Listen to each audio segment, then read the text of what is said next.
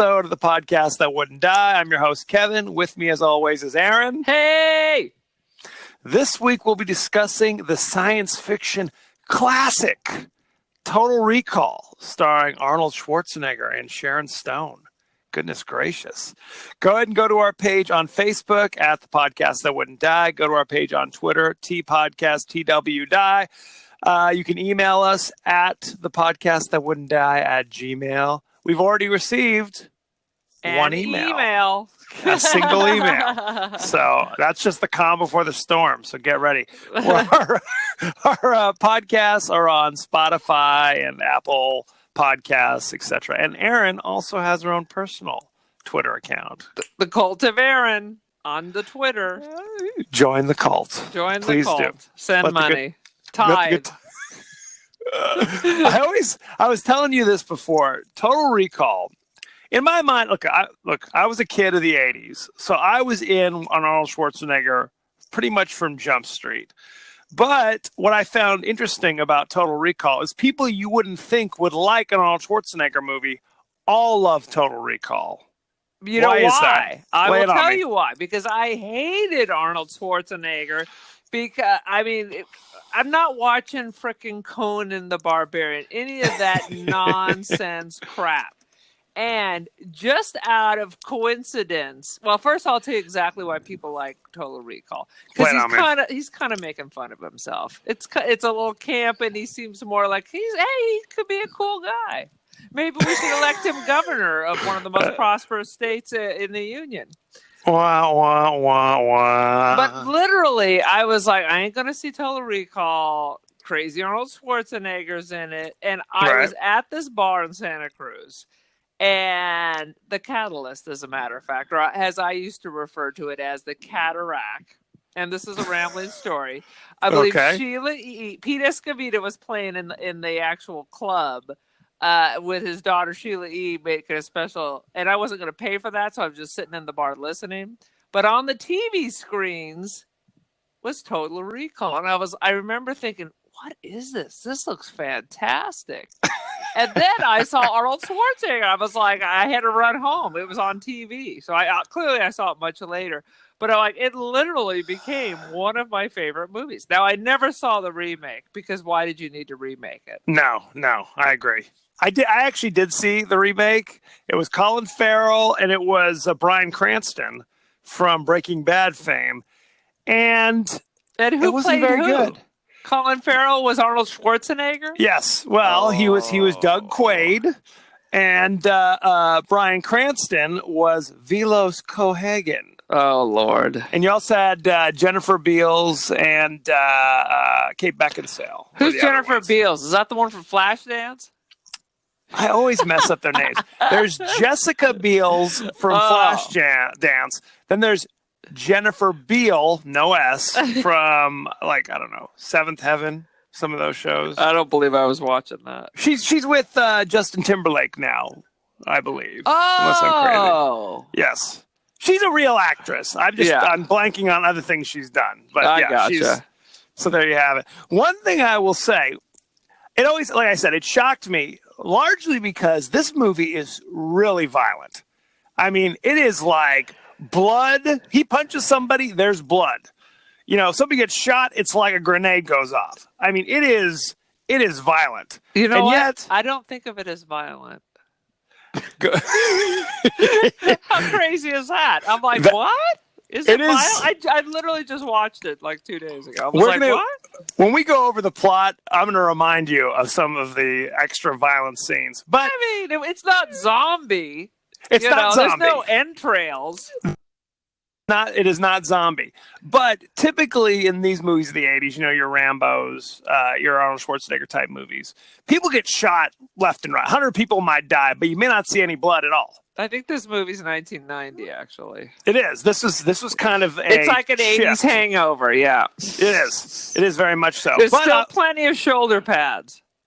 You better, even though it's supposed to be indeterminate in the future. Shoulder pads are always big in the future. It's a futuristic look.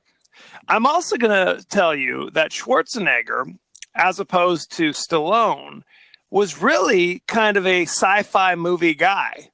Like a lot of the movies he did were science fiction films. He was in Predator, which had an alien. He was in Terminator, Terminator 2, which is robots from the future, right? He's in The Running Man.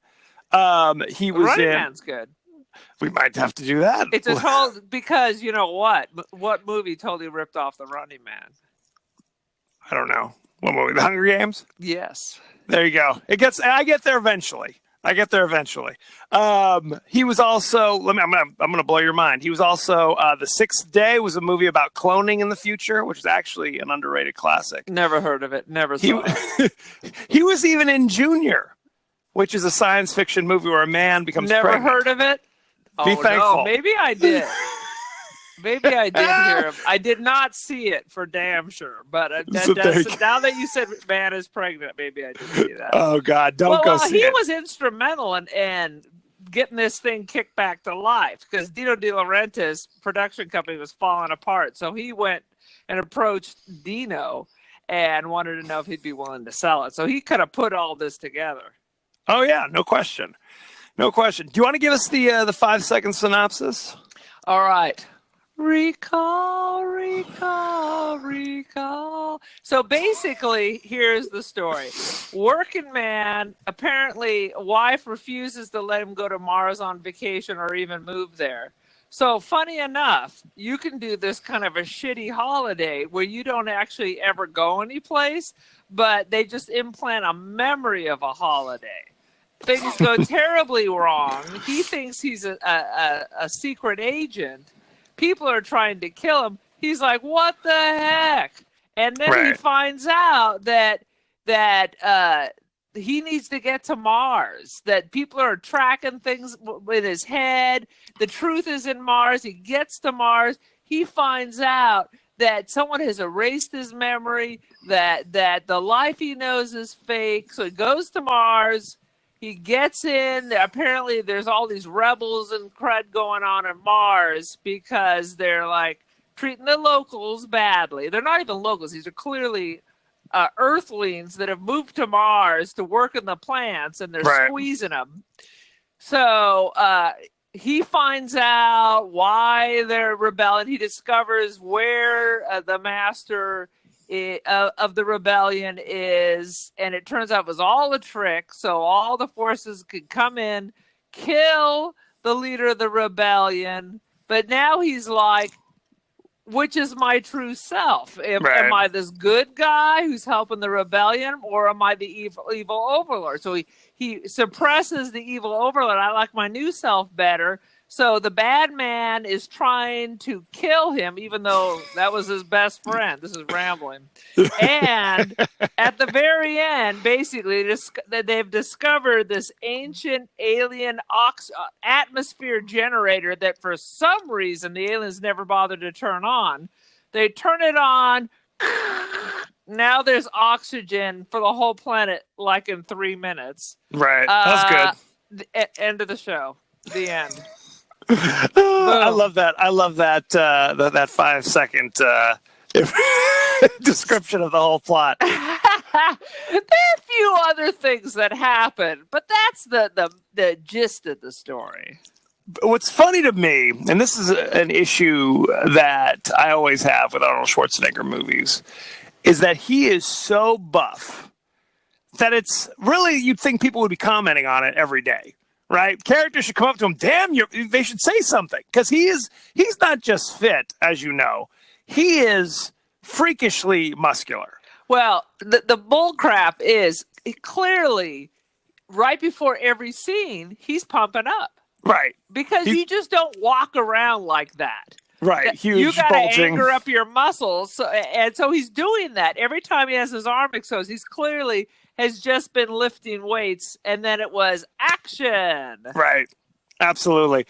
So one little thing I'm going to say about this movie, you may appreciate this because of all your critique of The Thing. Yes. The special effects in terms of like fake Arnold face. Yeah. Or just, they take me out of it every time. They're so horrendous. Like rubber Arnold face that you see from time to time in the movie is just close, but You Just mean the not close one, enough. the one that when they take the lady's head off and there's the rubber Arnold face? That one. 2 weeks. Well, there's a lot. There's a lot of. There's a lot of I stuff still going on. say they're better than the Thing special effects. Between that one, but I love the bubble eyes with the no oxygen and my eyes are swollen and gonna pop. Yeah, everything's your tongue is sticking out and your eyes are popping out when you go to Mars, evidently, without protective. Because there's no atmosphere; it's a vacuum, man. Come on. That's how it works. So, so he wakes up at the beginning of the movie. He wakes up. He's been having a dream on Mars with some mysterious exotic lady, and his wife's like, "Same dream again." And this is Sharon Stone. This is before she was famous. Stone. This is Sharon Stone. The exotic lady is not that exotic compared to super young. And at first, I was like, "Is that Kim Cattrall?" I'm like, I'm pretty sure it's Sharon Stone, but it's Sharon Stone. This is pre Basic Instinct. Sharon Stone. Everything. She got Basic Instinct because of this.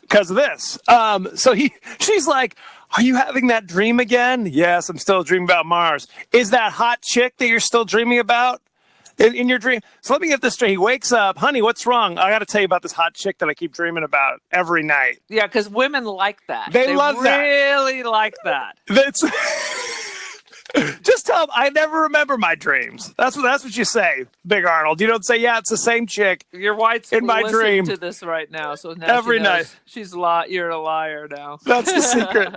That's how it works. Never tell him about it. Okay, so like you said, he feels this compulsion to go to Mars. This is the future, so that's not out of the realm of possibility. But they show he's watching the news. There's like social unrest on Mars with I guess there's people. Cohagen is like the guy who runs Mars, essentially. They're mining turbinium for some reason because there's some other conflict somewhere else in the world that they need turbinium for weapons, for war, for something or other. For some other thing that's going on that's unrelated to this plot. And Cohagen basically rules it like a dictatorship. So you have this resistance on Mars that is constantly fighting. So they blowing stuff up. Blowing stuff up. It's the rebels again. Well, I was watching. So they showed the news, and it's just like the local police were able to, quell the riot with a minimal use of force. As they're showing the police just gunning down people running away, and it was like fake news. Fake news. That's how it starts. But one thing that's interesting is they talk about how, "Oh, honey, we've just moved to this new town. It's going to take you some time to, get situated or whatever." And he's a crazy construction worker, evidently. Show him with a what is it? Not a pile driver, but jackhammer. With a jackhammer. And he's talking. Oh Lord! So spoiler alert. We know later. Spoiler alert! I just told the whole movie. Yeah, but your description was a little rambling, to say the least. That's my poor brain. Sorry. This was all a plot, basically, where it was like we're trying to get an agent undercover to infiltrate the resistance, but because the mutants who make up the resistance are psychic, they can't get anybody in. Obviously they're not so psychic. Right. Well, we're going to get to that holes in the plot later in the. Yeah. Are all the mutants psychic? Yeah, that's one of the side effects. We just can't predict anything about ourselves. Exactly. So, but basically, that's it's like evidently there on Mars, there's radiation in the environment as well. Because there's no atmosphere. Remember, it was like Australia with the holes. Remember when we gave a damn about the environment and we were concerned about holes in the ozone layer? Yeah. That sheep in Australia were going blind or something due to radiation. Oh, right. We don't care. So it's like that. It's like that. So they're just normal people. They're not Martians per se, but they've become all mutated because of the radiation. Well, literally, they're Martians, wouldn't you say? Well, I guess they have citizenship on Mars. In Orange County, but would you say you're an Orange Countian? I would not, actually. Now that you mention it. So we know that Cohagen is best buddies with Quaid, with his real identity, which is Arnold Schwarzenegger, of Hauser. So he put Hauser in his Quaid identity, wiped his memory, erased everything, put him in this city to become a construction worker, put Sharon Stone Laurie as his wife to keep an eye on him, essentially, right?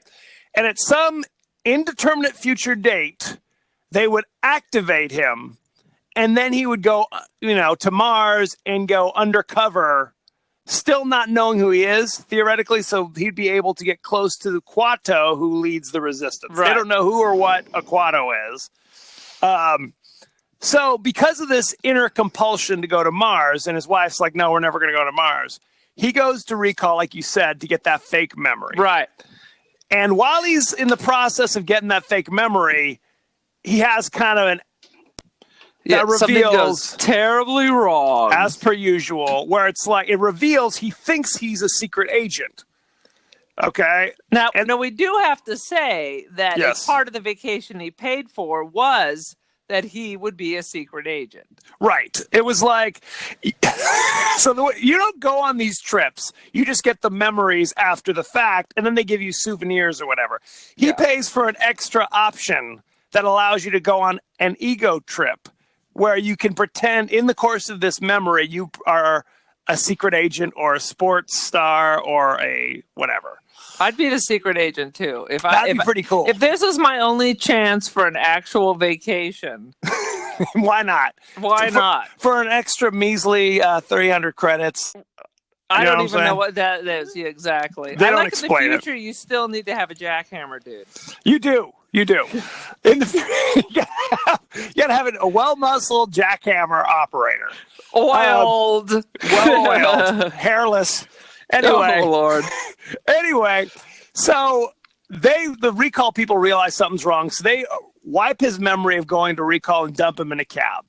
Can I stop you for a minute? One of the best lines is when they're about ready to put the implant in, the technician goes, "Don't worry, they hardly ever up around here." So I love that when he's like, you have to choose the beautiful exotic woman you meet, and he describes the woman of his dreams as being sleazy and demure. Exactly. Which seems like not exactly they're going hand in hand. And this woman was neither also. She was neither here nor there. Very sad. I'm still. What is sleazy demure? Like they're shy until you get them up into the hotel room, and then they're a freak. That is correct. She's a lady in the street and a freak in the bed. I think that's what they're trying to say. It's hard to say. I guess. So as opposed to just a freak in the streets and a lady in the bed, a nun upstairs. I don't know. Something along those lines. So he's flipping out. And they actually have to tranquilize him to get him to calm down. And they must have hit him with that 7 or 8 zaps. Yeah. So he's dead, right? He's overdosing on tranquilizers at this point. Like 9 times. Right. Chew. When normally you just give him 1. Right. Normally you give him 1. He gets 9 of them. Now, granted, he's 6.5 feet tall. 275 pure muscle, so maybe that makes a difference. But I was laughing because he gets out of the taxi and is walking up to his house, and his quote unquote buddy from work grabs him with 6 other guys and drag him to an alley. And what do you think they're going to do? It looks like they're going to murder him. Yes. They're going to shoot him.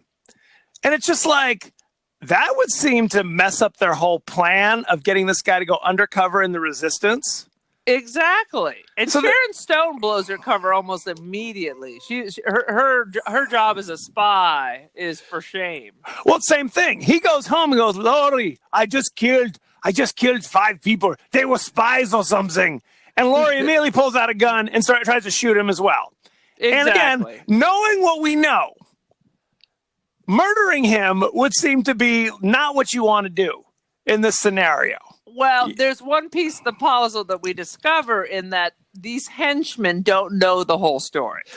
I would say, and that they do go out of their way to tell us that Richter and these other guys who've been trying to murder him the entire movie aren't in on it, which leads me to say, maybe they should have been, since these are the guys very responsible for taking care of him. Okay. Uh-huh. So Oh, goodness. So he murders 5 people in bloody detail, single-handedly, guys with guns, beats them to death, takes their guns, murders them. Arnold Schwarzenegger now runs home, tells Laurie, they were trying to kill me. She tries to kill him. And she calls Richter, who is played by our favorite Canadian science fiction horror actor, Michael Ironside, Yes. who's got the coolest name. Michael Ironside. You couldn't make a cooler name than that, as far as I'm concerned. So he's Richter. He's the right-hand man. I don't think that name's that cool. It always reminds me of Ironside, the old detective from the 60s. You mean Perry Mason in the wheelchair? Perry Mason in the wheelchair. He was a cool guy in a wheelchair. That's all I'm going to say.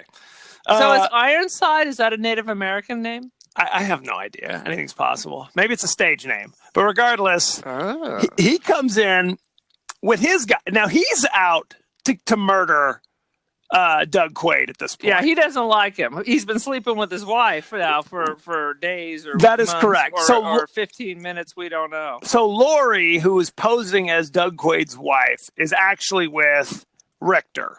Right. So, again, for weeks, she's been living, in the biblical sense, with Doug Quaid. Okay? Again, my question is, what, in the perfect world, directly to Cohaagen's plan, what were they waiting for? When were they going to activate Doug Quaid from this scenario? Yeah, we don't know. We don't know. It's never explained, never understood. Never explained. So at some point, they were going to activate him. But because he went to recall, now they think he knows stuff. He knows what? What does he know? At one point, Cohaagen says, Laurie says he doesn't remember anything. He's all, maybe now, but in an hour, he could have total recall. But again, keep in mind, Richter doesn't know anything. So he's the one. Later in the movie, in a great scene. It seems like somebody should know what's happening besides the dude on Mars. That's correct. That's correct. Later in the movie, Schwarzenegger, Doug Quaid goes like, this is, Cohaagen's trying to tell him what the whole plan was. And Schwarzenegger says, no, that's too perfect. And Cohaagen says one of my favorite lines, he's like, perfect my ass. You popped your memory cap. Richter goes hog wild, wrecking everything, all our plans. Frankly, I'm amazed it worked. And that's how the audience feels as well. Exactly. Let's not look too deeply at the logic. Don't look at it. Because, again, Richter shows up with 5 other guys with automatic weapons and just starts spraying the crowd. Just starts... busy. And yeah. So they're on an escalator. Here's like one of my favorite scenes. Earth. We're still on Earth. We're nowhere near Mars yet. They surround Quaid on an escalator. Guys at the top, guys at the bottom. Some poor, backpacker staying at a hostel to stand in front of Arnold Schwarzenegger. And Schwarzenegger used them as a human shield. Yeah, I didn't know that a human body works as a bulletproof with automatic weapons. So that they could just spray it and it will not penetrate the human body. In one of the really violent, literally his body just becomes like Jello. It's exploding. It is as violent as you're going to see in an Arnold Schwarzenegger movie. It ain't so much. Oh, Lord. So then he throws the body onto Richter. Later, somebody steps on the body in a moment of comedy. Oh, Lord. So Richter's trying to murder this guy, and Richter's not following orders anymore. Cohaagen's like, back off. What are you doing? And he's like, I can't hear you. Sunspot, sir. Let's go murder him. And I have to say, throughout this movie, maybe you notice this, maybe it's just something I would notice, Schwarzenegger takes a lot of ball trauma. He is hit in the nuts about 15 times. All right, okay, this is the difference between men and women. Yep. I didn't know he got hit in the balls a single time. Sharon Stone single-handedly delivers about 8 of them. She punches him in the balls and then kicks him in the balls. It is very upsetting. He apparently has iron balls, but once again, obviously the difference between men and women. I was like, she did? Yeah, exactly. Again, this is the future. And it's like they do little things. It's 2084. Do they say that? Or is that in the book? It's 2084. Okay, 2084. They still drive around in cars. Let me interrupt you. Go ahead. They picked that because Blade Runner was too soon for all the advances, so they wanted to make sure that the date was way out there. I see. That makes sense. Go for it. One thing I'll say is that in all of these futuristic movies, the cars look so crappy. Yeah. They look like go-kart. It's like, couldn't you spend 5 more minutes and design something that kind of looks cool and futuristic instead of just weird? Weird to be like, no, it's like, what in the hell is this thing? Like the Johnny Cab, which can't understand you, just like Alexa. Maybe this is Elon Musk's great plan for us. In Johnny Cab's defense, in Johnny Cab's defense, Arnold Schwarzenegger was the one talking to him. So who knows what he could understand? I always say Schwarzenegger has literally lived in California since the late 60s. Yes. And yet he is just as unintelligible as ever. Oh my God. He's fantastic. He's fantastic. Sweet Lord. One scene that I was laughing about. Our governor could not say the state he lived in. California. So there's a scene that always makes me laugh where Richter is chasing Quaid through, the subway, I guess. And there's like a metal detector, weapon detector area with 5 or 6 security guards with guns. Oh, no, this is some great state-of-the-art. This was cool special effects. Cool. Sure. So he goes through behind this screen, and you see his skeleton, but you also see, he's carrying a gun. So alarms start going off. Woo, carrying guns. So again, security guards with guns surround him. He jumps through the screen, smashing through it. Richter's men show up. Security guards just stand there. They're like, "Oh, what's going on? We got guns? Okay, go ahead. We're good." There's no shootout with the security guards. There's no we need to ask some questions. Nothing. The security guards with guns let Schwarzenegger run by with a gun. Let 15 of Richter's men run by. They're like, "Okay, well, yeah, our screen's wrecked. What are we supposed to do now?" Very upsetting. Oh yeah, that's a cool special effect, and there's some really solid, very cool special effects bits in here. Oh, it was good. I mean, I'm taking shots at this movie because I think it's hilarious. This is a great movie. It's a great movie. This is a great movie. This is definitely one of the top science fiction movies of that time, but it's also one of the best Schwarzenegger movies, bar none. Yeah, and as we said, I do appreciation for Schwarzenegger. I still have never seen Predator, and nor do I give a damn, nor have I seen any of these other ones. But you're gonna go back. You're gonna go back and watch later them. Terminators when he's wacky and campy. I like that Arnold because he can't act worth a goddamn. No. So let him be him. He's not pretending to be Kevin Costner. Right. You go with his strength. Oh, no. I mean, because if you take 2 seconds to think about how you would feel, my whole life is a lie.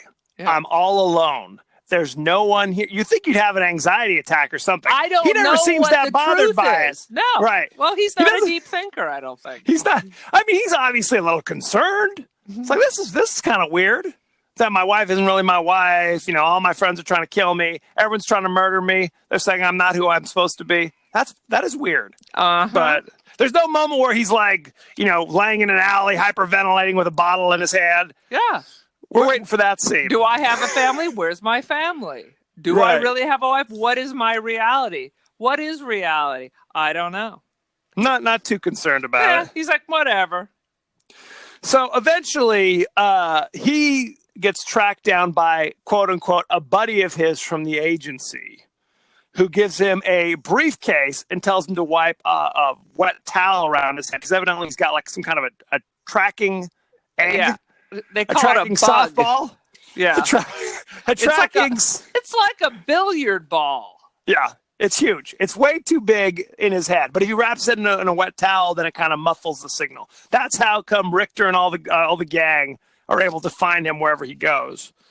So and getting that thing out, that is truly gruesome and looks so painful. That was one of the fake Arnold head scenes. Oh my God. So in the briefcase, there's some Monopoly money in there, which is, I don't know how helpful that will be. He finds some IDs with other names on it. There's like a monitor screen. The usual spy briefcase. Yeah, pretty standard.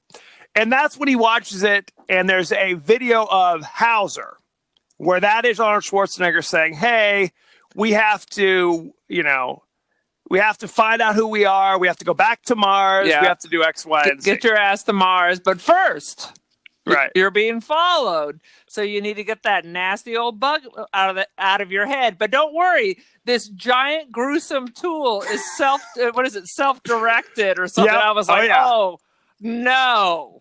Yeah. Big old grabber. One of the grabbers from like a penny arcade that reaches down. Shove that right up your nose until you hear the crunch. Oh. That's the advice. Until you hear the crunch. That's lovely. So then, again, pulls out this thing the size of a ping pong ball right through his nostril. Where it's all stretched open. I don't think your nose hole stretches that way. Not naturally, that's for sure. A lot of cocaine in the 80s, so anything's possible. God. But this comes back to the fact that, so they filmed this video presumably before Quaid went undercover, right? Right. So even then, they knew, we put this tracker in your brain, we're going to want... Even then, we anticipated it going up in smoke. Is that what we're supposed to believe? This is all part of the thing, because he has to believe that he's in danger. Otherwise, the psychic gremlins on Mars will know what's going on. Right. One thing I will say is that the mutants are disgusting. They are so hideous. They have like, the one dude looks like he has a brain on the outside of his skull. There's a lot of people with like weird fake eyes that kind of stare off into space, looking at you. There's that dude, Benny, the cab driver, when he reveals his crazy Lobster claws or something. That was hideous. It was upsetting, now, to say the least. My question is, did these people mutate, or was it that their parents were exposed to the radiation and gave birth to these people? We don't know. We don't know how long they've been on Mars or anything, frankly. Yeah. We don't know zippity doo dah. No. So anyway, Quaid's able to get rid of the whatever it is, the tracking device that was in his nose. God. So in the most ridiculous, after they shove this thing out of his nose, it's a ping pong ball, and it opens up, and there's a tiny little bullet inside. Why wouldn't you just shove the bullet up? Why does it have to be encased in a ping pong ball? Well, and why did the bullet have blood on it? A ping pong ball, for that matter.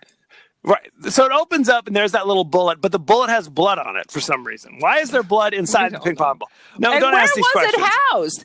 Just in his sinuses? Didn't he have sinus discomfort? Did he think he had allergies? Did he think he had a blocked septum or something? Deviated septum, at the very least. Septum? Sleep apnea. I mean, how big are your sinuses? Big enough to shove a ping pong ball inside of it? We can only hope at this stage. Good Lord. So oh God. So he goes to Mars, buys a ticket with his Monopoly money, but he's in disguise as a very large woman wearing a bright yellow dress. Way to blend in. Right, exactly. So we don't know this is Arnold yet. Richter has also arrived coincidentally at the exact same time with his gang of thugs. And so she's getting like the immigration questions. Have you brought any fruit with you? Those sort of questions. How long are you staying? Right. 2 weeks. Okay. Are you here for business or pleasure? 2 weeks. 2 weeks. So you know something's wrong. If somebody asks me a question and the answer is 2 weeks, I always have to go into my 2 weeks. Or you punch him in the neck. One or the other. It's not always appropriate, but I have to do it. It's like compulsion. So immediately Richter and the gang realize that something's wrong with that woman. That's obviously Quaid in disguise. So they, again, open up with machine gun fire and smash one of the windows, and people are now getting sucked out into space. Yeah, because there's no oxygen. So, I mean, on an airplane, they don't allow you to start shooting guns around. So you'd figure where you're on Mars, you probably don't want to start spraying the glass with machine guns. Richter's not very concerned about it. There's no Cal OSHA there, clearly. Not at all.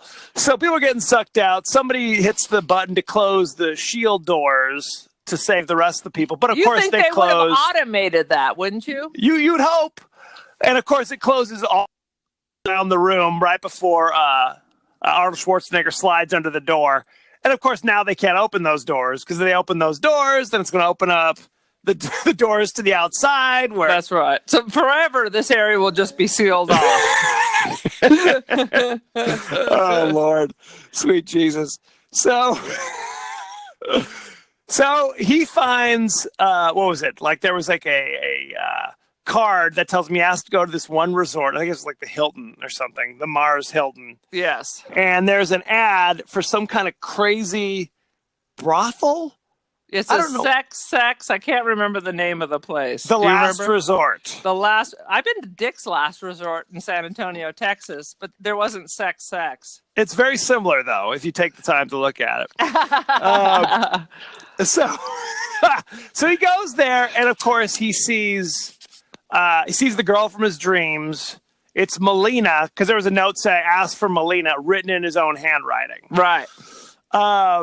So he goes and meets Melina. Melina reveals that, she thought he was dead. We thought, Cohaagen got you. What's going on? But she also kind of suggests, you never really loved me, Hauser.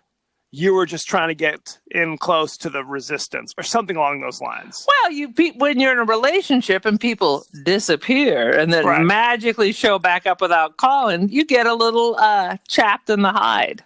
You would think. So he's like, Melina, please. People are trying to kill me. She's like, I'm about ready to kill you. She pulls a gun and she's like, yeah, get it. They're going to have to get in line. That's not the line. I'm ad-libbing. She said, I believe I'm going to pop a cap. That's what it was. It's very upsetting. So he goes back to his apartment or his hotel room, very upset. And in walks the dude from the Recall commercials. Recall. It's going to be in my head. Just like the Halloween H2O or whatever. Exactly. Have a happy Halloween. Halloween. That is not what it is. It is. Is it? Yep. 6 more days to Halloween. Halloween. Oh, Lord. There it is. I would just put it back in there. Yeah. And he tries to convince Doug Quaid that this is all fake. You're having what they call a schizoid embolism because of a faulty memory implant, essentially. That's right. You have to take this pill to snap out of it. And he's like, to prove it, here's your wife. Honey, take the pill and come home. Everything's cool. It's cool. Forget the part where I pulled the gun on you. I would never do that, honey. I don't know what you're talking about. And he's about to do it because it was like, are you trying to tell me? No one wants to believe that this is real. No one wants to believe it's real. And it's also the plot that the guy lays out.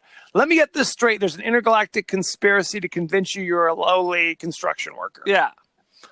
Hey, I would have taken the pill at that point. You're damn right.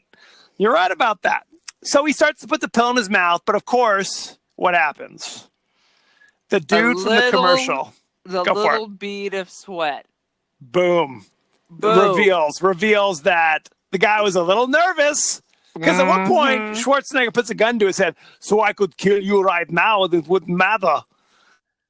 Says, yeah, you could, but then without anybody to guide you back, you would, I don't know. It wouldn't be good for you. Your mind would be blown. It would be very upsetting. So when he sees the bead of sweat, he blows that dude away. Pop right in the forehead. Lovely. And a wall explodes, and dudes come running in, and he tries to beat him up. And again, Sharon Stone kicks him in the balls. Kicks him in the balls yet again. And let me tell you, Arnold is not exactly a fast. You would never confuse him with Bruce Lee. It's all this slow motion karate. Yeah, he's essentially Frankenstein staggering around over there. It's Frankenstein karate. It's like this, hey, dude. It is in slow motion. You have to speed it up just to realize he's moving. So strangely enough, they beat up Arnold Schwarzenegger and dragging him out in chains. And that's when Melina arrives with a machine gun, and she guns down the other dudes and then gets into a karate fight with Sharon Stone. Yeah. Sharon Stone gets the upper hand to kill her, and then Schwarzenegger kills her. Shoots Sharon Stone with his immortal line, "Consider that a divorce." I'm doing a lot of Schwarzenegger stuff tonight. That's probably better than the way he actually got his divorce. So I don't know. Uh-oh. I don't think it would. Knocking up the maid. Oh, maybe you're right. I don't think murdering. Okay, anyway, moving on. Steve Martin said, "Comedy is not pretty." No, clearly. Richter and the buddies show up and see Sharon Stone with a bullet hole in her head. He's very upset, as you might imagine, and he tries to shoot Schwarzenegger and Melina, even though there's a huge window in this whole area. And again, if you take out the window, we're all getting sucked out into Mars atmosphere. Exactly. That would be bad. So Richter and the gang are chasing Melina and Doug. They run back to the last resort. Crazy brain face man, who is played by Dean Norris, who's also from Breaking Bad. Who did he play in Breaking Bad? He was Bryan Cranston's brother-in-law, Hank, who was the DEA agent. Yeah. No, total perfect clarity. I have perfect clarity now. I forgive you for not immediately recognizing him because, again, he had a crazy brain on the outside of his head. It was vile. It's like they went out of their way to be as disgusting as they could with these crazy mutants. So they escape. They go down below. Benny, the cab driver's running around with them. And they are now with his one praying mantis arm. Right. There's one crazy, which is disturbing, to say the least. It is disturbing. So they go down there now in the underground with all the crazy resistance fighters. And now Doug Quaid has to meet Kuato, the leader of the resistance, because he's a psychic and will be able to read his mind and tell him who he really is. They're all psychics. That's what it is. So he meets Kuato, who is literally a conjoined infant twin growing out of this guy's chest. And I am not touching it. It's all slimy looking. Slimy and gross. It's got like these bespeckled splatter irises. Again, disgusting. Oiled and nasty. Disgusting. It is vile as can be. But I will tell you, okay, we have two siblings who've recently had children, and Halloween's right around the corner. And this reminded you of Kuato? Are you listening, siblings? What I'm telling them is Halloween costume. If you put your infant baby in a baby Bjorn and then just kind of, pull the shirt over it, and now you. Oh, I hope you called Brian right now and tell him you've come up with the master I think it's plan. perfect. I think it's perfect. So Kuato holds hands with Doug Quaid and really doesn't tell him much. Instead, he's telling him about, you should start the reactor, which will give the app. We don't know this, but start the reactor that they discovered in the mountains. Again, he's psychic, but can't tell him, oh, damn, you're actually a bad guy. What kind of psychic is this guy? You're actually a bad guy. My head's about to be blown off. You're Can't a bad figure guy. that out either. You're the bad guy, and the Cohagen's guys are going to be here any second. Yeah. Some psychic. And they don't really explain how Cohagen's forces find the resistance. I mean, did Benny sneak away and call them? I mean, maybe Benny has one of those things up his nose too. It could be, but again, not explained. They just suddenly appear in these giant boring machines. How do they know what they're doing? Maybe Benny's with them, and they're having Thai food. How do they know that this is the time to come bore through the wall? There's no explanation. And how come you don't hear heavy equipment until literally they're going through the wall? 2 seconds before it erupts. These are giant tanks with giant drill bits on the front. Yeah. That are not particularly quiet. You're not sneaking up on anybody with one of these suckers. So anyway, the resistance is blown away. Benny is revealed as a double agent. Yeah. He's working with Cohagen's forces, and it's very upsetting. And that's when the grand reveal is, hey, you're not really Doug Quaid. You're Hauser. Hauser was going to betray you. And he shows him, Cohagen shows him the video where Hauser's like, hey, buddy, if everything went as well as we thought, you've crushed the resistance. I knew you could do it. But guess what? I want my body back. That's right. I'm going to erase your brain. And again. And now you're going to be Hitler. So, right. Yay. Good times. And your girlfriend, Melina, we're going to mess with her mind to make her your love slave as well. Yeah, we're gonna tame her. We're going to lobotomize her. It's going to be the movie Francis all over again. Exactly. And that's, oh, sweet Jesus. And again, I was thinking, it's like, if Hauser is Cohagen's number one guy, his best friend, how come everybody didn't know this? How come Richter didn't know it? How come Laurie didn't know it? Okay, how come Quato didn't know it? Are not in your social circle. Fine. How come Quato didn't know it? How come Melina didn't know it? How come how come any of the psychic mutants didn't know it? If the best friend of your worst enemy shows up and says, "Hey, tell me all your secrets," it's cool. I have amnesia. It's cool. Show me where the leader of the resistance is and where I can meet him. I know. Again, trust me, though, I have amnesia. I can't remember being an evil person. So you can trust me. So the plot, again. All right. We are picking it to bits, but we still love this movie. That's half the fun. That's why we watch these movies. We love to destroy what we love. That's America. That's how we do it. So they're chaining up Melina and Doug into the Total Recall machines to try to change their brains, essentially. Right. They're back at the make machines. Yes. So Schwarzenegger, this is a really violent moment. He rips like his hand out of the I don't know, the cuffs or whatever holding him, and it's got this long, sharp, pokey thing. Right. Sticks that in the dude's neck. Blood squirts out everywhere. Lovely. That seems like a design flaw, because just because you're a bodybuilder doesn't mean you're actually strong.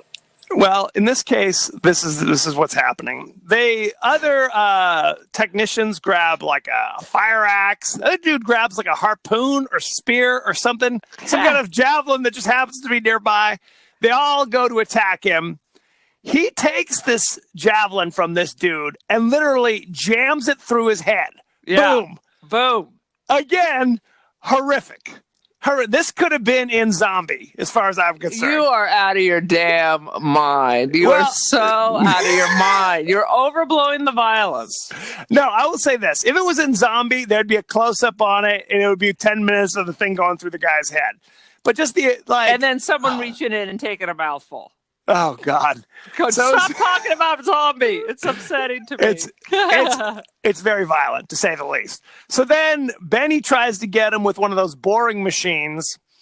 And that's when you get... It's so boring. It's a boring machine. And Schwarzenegger kills him with a little drill with the immortal line, "Screw you!" Kills him. That's why you like Schwarzenegger. Pulls that drill thing out. Dripping. It's like there must have been 100 gallons of fake blood used in this movie. It's no Tarantino, man. You're overselling. Oh, please. So it's no Tarantino. It's no Robert Rodriguez. It's pretty rough. Then they get to the inside of the mountain where there's the reactor, and all of Richter and his men show up. And that's when we remember, oh yeah, Arnold Schwarzenegger has this crazy wristwatch thing that creates like a hologram. Oh, I love this. This was a great idea. So there's a lot of things where it's like, oh, let's shoot him. And they shoot him. Oh, it's the hologram. So it looks like a Seiko watch. Right. And what it does is it does a reverse of you. Mm-hmm. So it looks like you're right there. So it does the reverse of all of your movement. So the idea is the bad guys see that, shoot that, and you sneak up behind them. Right. So he and Melina were throwing that back and forth. That was a really interesting idea. And I'm not sure I ever saw that before this. No, it was good. It was definitely good. The tactics of the bad guys leave a little something to be desired, because they would literally surround these holograms in a circle and just shoot. Once again, that wouldn't seem to work too well. It still goes with the idea that the human body is the same thing as a bulletproof vest, that a bullet cannot possibly go all the way through a human. Well, So these why bullets, not just shoot in a circle? well, these bullets couldn't even go through the holograms. Oh, Lord. They would shoot it, and then the guy would just be like, sorry, I'm a hologram kind of thing, right? It wouldn't be until the hologram disappeared that then they'd be shooting each other. That's a very Physics. advanced hologram. Yes, it's serious business. So eventually they managed to murder all of the crazy henchmen except for Richter, who gets into a fist fight with Doug Quaid on a conveyor belt, not a conveyor belt, like a lift, like a hydraulic lift. Yeah. To the sky. Look, Michael Ironside is great. He is great.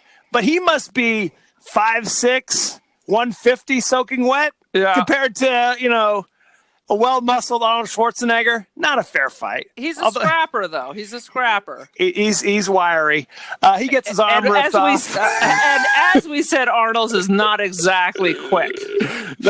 Oh, yeah. Now, that was kind of gross when he got his arms chopped That off. was gross. See you at the party, Richter. I remember being in the theater and not understanding what he said there. I thought he said, I'll see you at the bottom later. Yeah. Later, dude. Wasn't until later, much later, where we had subtitles that I could decipher what the hell he was saying. I love it. Yeah, you literally lived in California since the 60s, and you still cannot decipher this madness. Went to UCLA on a business degree. So, good times. For all our joking, he's not exactly a rockhead. He's actually kind of smart. He is. Yeah. That doesn't mean you're a good actor, though. That's true. Anyway. No, I'm not defending that. Sweet Jesus. And he's not pretending to do Shakespeare in the Park. You know no, what he's I mean? not. Oh, not at all. Not at all. He's not. He knows his strengths. He's not, I'm going to be he's not Kevin Costner. Let me just throw that out there. No, he didn't pull a Truman Show. He didn't pull a Clean and Sober. He was just like, I'm just making fun popcorn movies. I'm not trying to win any Academy Awards. Exactly. There you have it.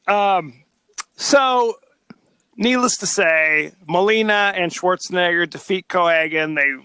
They hit the reactor, and it makes an atmosphere all over Mars. So all in the like mutants, 3 seconds. 3 seconds. The mutants who were suffocating to death in Venusville are safe, although they have to live the rest of their lives as crazy mutants.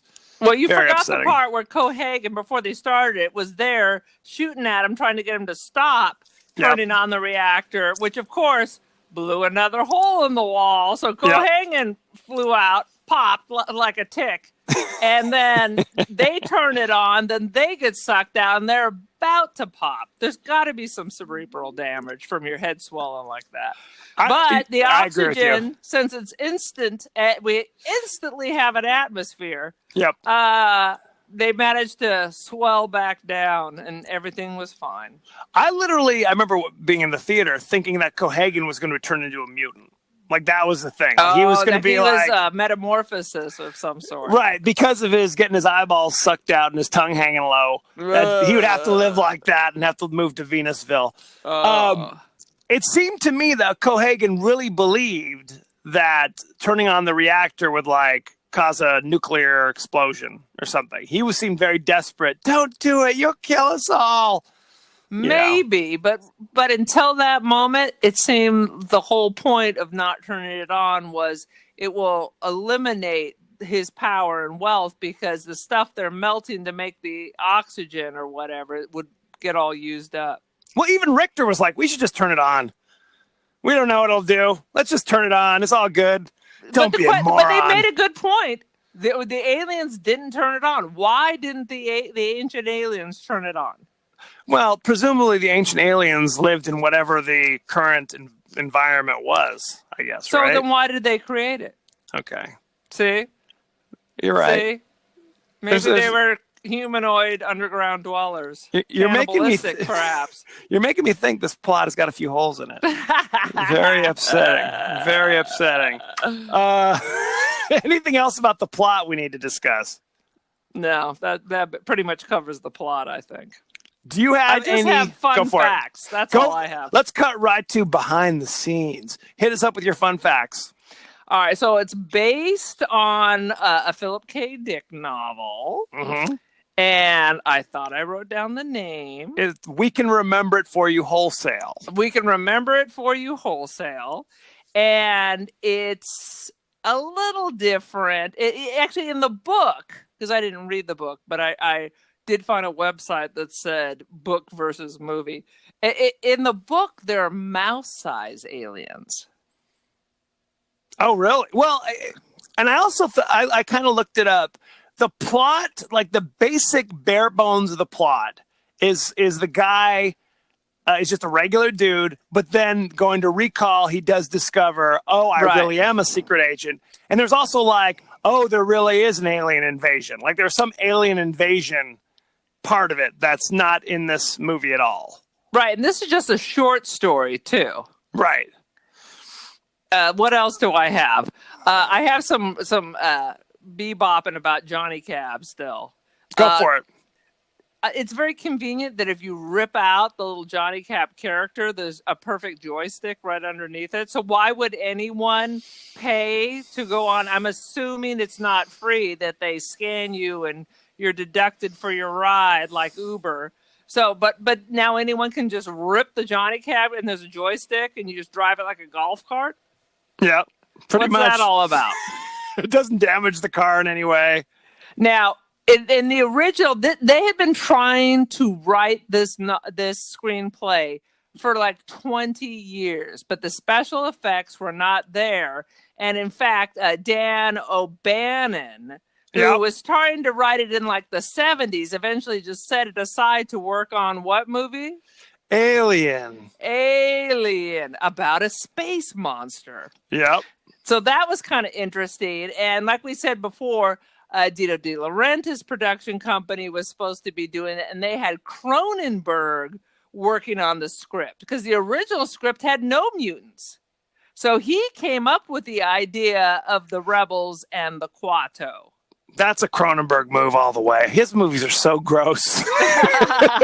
There's always some mutant roaming around. It's very upsetting. Yeah, exactly. Well, I mean, it's good. Like I said, I haven't read the original book. It's on my list, but so that's very interesting. I did read in the book he never actually goes to Mars. Right. So it all takes place on Earth. What's even happened in this dang book? Well, because the remake is totally different as well. There's no Mars at all.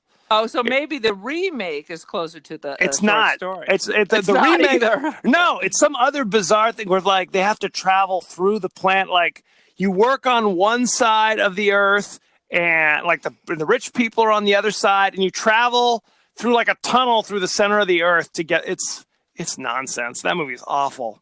Okay, awful. I can't even explain it. I will not be watching that. Don't do it.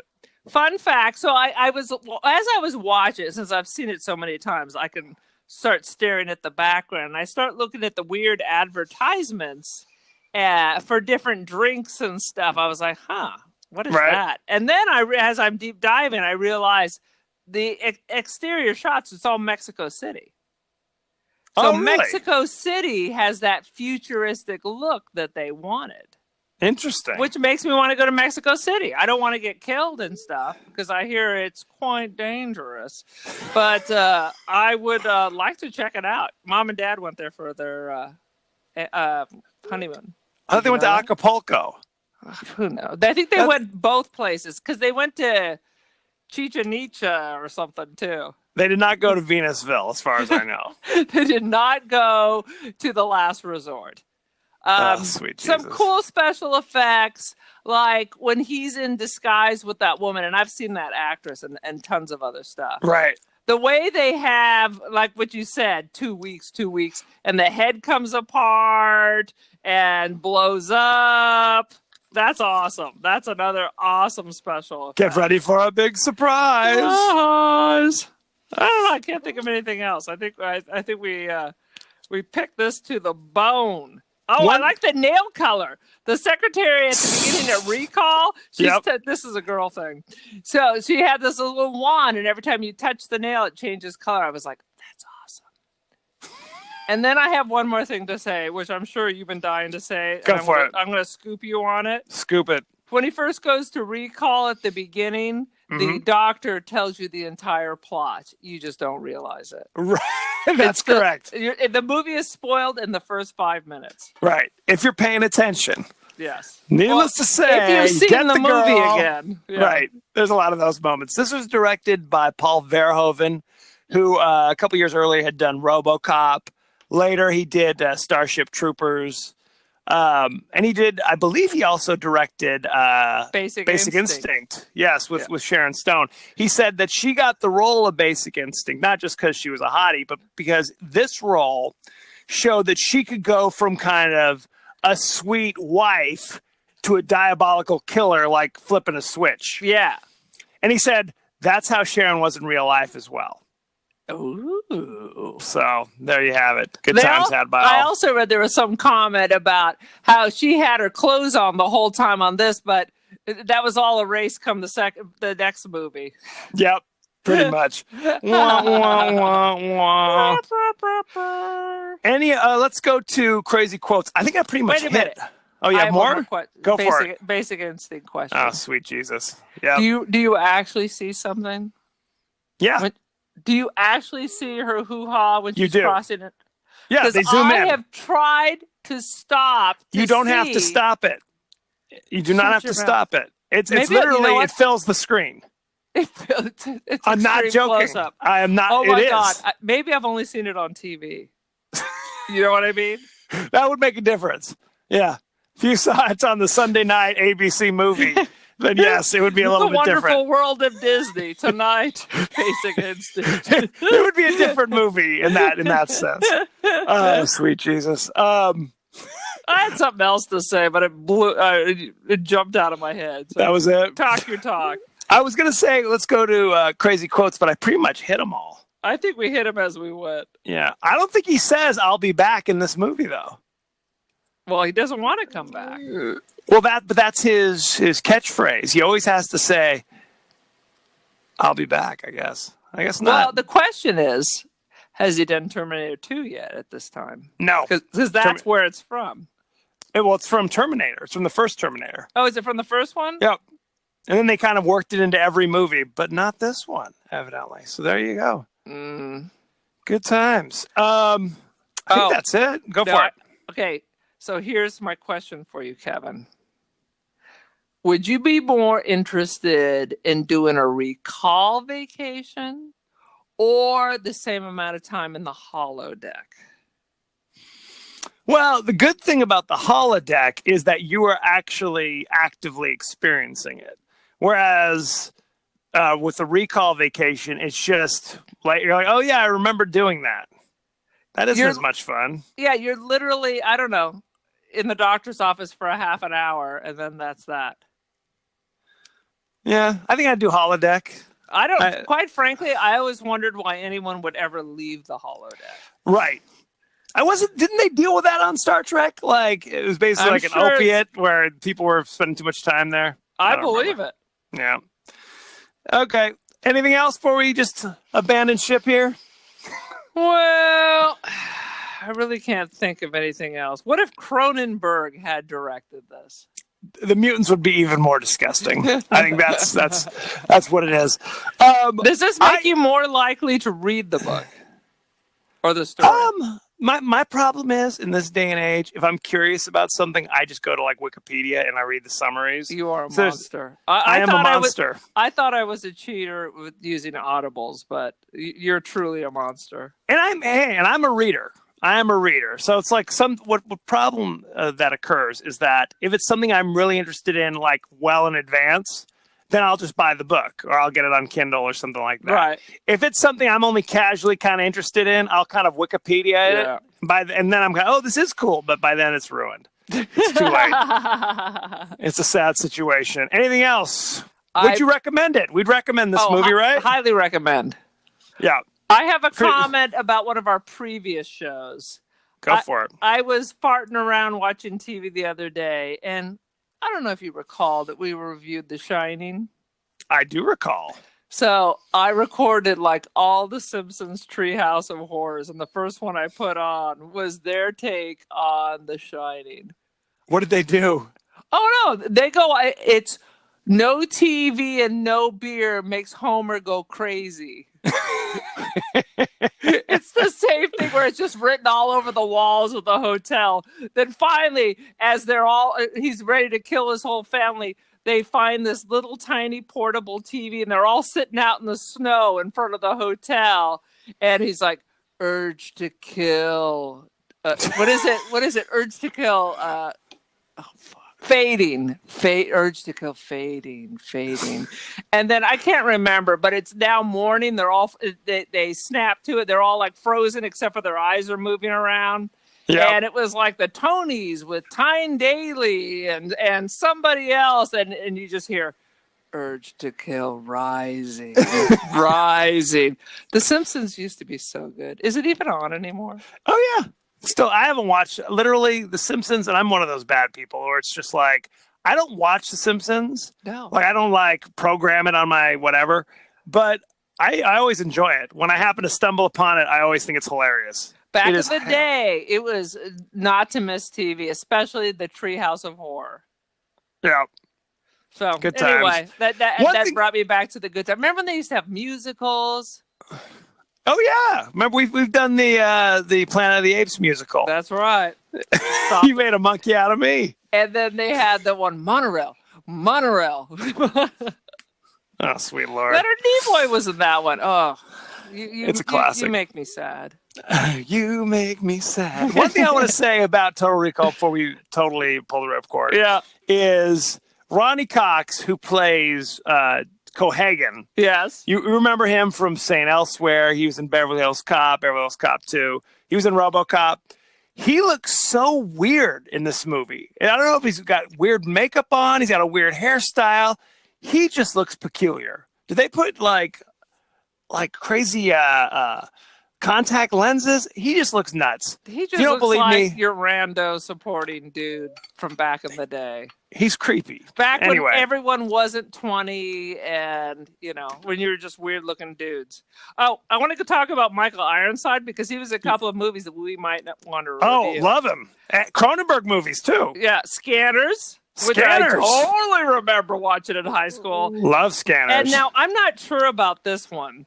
Adventures in the Forbidden Zone. That's different than that Oingo Boingo kind of movie with Hervé Villechaize, right? No. It's called Space Hunter in the Forbidden Zone. Okay. Which has a young Molly Ringwald in it. It's a science fiction movie. It takes place on another planet. I'm already less interested immediately. No, sorry, no Oingo Boingo. He was also... I want to see The Forbidden Zone with Hervé Villechaize. We will not be watching that. Damn you! Michael Ironside really made the impression to me. He was in the horror movie Visiting Hours. No. He was in V, the Final Battle, V the series. I was away in college and we didn't have a TV. So I missed V because Robert Englund was in V the series. He was before Nightmare on Elm Street. He was a friendly alien. Crush. I had a small crush on him back then. That explains a lot. Moving on. Anything else before we leave? Oh, I have an idea. We're well over an hour now, good Lord. Because we're bebopping and scatting. What about one of the movies that I might be interested in watching? Do you remember this one? It's a William Hurt movie where they go into the sensory deprivation chambers and they take peyote. Is that Brainstorm? No, that's that Natalie Wood thing. Is it the Star Chamber or something? No, that was a Michael Douglas thing where the judges started hunting down criminals. I feel like I know what this is called, but it's not coming to me. What? I don't know. Oh, damn it! No, damn it all to hell. It's about different dimensions or so. Oh, Lord. I'm looking it up. You would know. I know many things. William Hurt. Is William Hurt a good actor? That's my next question. He's old Kevin Costner, if you ask me. God, he's lousy. William Hurt is William Hurt. William Hurt is lousy. Not to be confused with John Hurt, who's an actor. From Alien, of course. Uh-huh. Now, William Hurt will steal the Al Pacino award for most bizarre line delivery. Al Pacino the Al Pacino Jeff Goldblum award of, why did he say it like that? That doesn't make any sense. Interesting you put the emphasis choice. on the wrong syllable. Maybe it's part of the actor's studio. I don't know. Could be. Is it the method? What is it? Oh, God, I hate this. It's on the tip of my tongue. Well, while you're looking that up, I was in Altered States. Altered States. Put that on our list. It's on the list. There you have it. Because I went to one of those sleep deprivation things, and I just kept wondering if I was going to start. Well, I didn't take peyote, so you became William Hurt or John Hurt. But let's get the hell out of here. Come on. One more thing. I was in this pub quiz and came in fourth. Thank you very much. But they brought up the name of a movie called Spider Baby. Are you familiar with this? I am not familiar with Spider Baby. It sounds so terrifying. I'll have to review. I'm not just jumping in. Just like I'm going to have to review that to see if we add that to the list. But the name itself sounds so terrible. Sounds lovely. All okay, right, moving on. Thank you very much for joining us. Go to our page on Facebook at The Podcast That Wouldn't Die. Go to our page on Twitter at TPodcastTWDie. Email us at thepodcastthatwouldn'tdie@gmail. And we're on Apple Podcasts, Spotify, etc., etc. And then, Aaron, you have your own Twitter account. The Cult of Aaron, friends. Join the cult. So there it is. Like, share, subscribe, spread the word. Thank you for joining us, and be well. Yeah, why don't you do that?